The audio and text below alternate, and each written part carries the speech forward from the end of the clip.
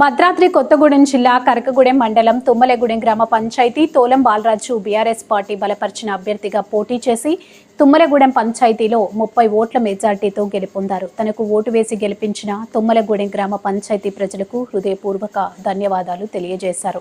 ఈ పంచాయతీలో ఉన్న ప్రజల యొక్క సమస్యలను తమ దృష్టికి తీసుకువస్తే పరిష్కారం చేస్తానని మనవి చేశారు. అదేవిధంగా పంచాయతీలోని రోడ్ల విషయం కానీ, మంచినీటి సమస్య కానీ, స్ట్రీట్ లైట్స్ కానీ ఎలాంటి ఇబ్బంది లేకుండా పరిష్కారం చేస్తానని చెప్పారు.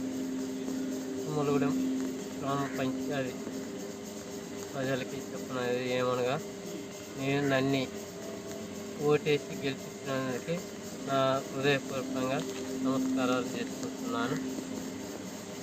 ఏమిటంటే, ఈ కరెంటు వీధి లైట్లు రాకున్నా కానీ ప్రతిరోజు నేను దాన్ని వస్తట్టు చూసుకుంటాను, విద్యుత్తు.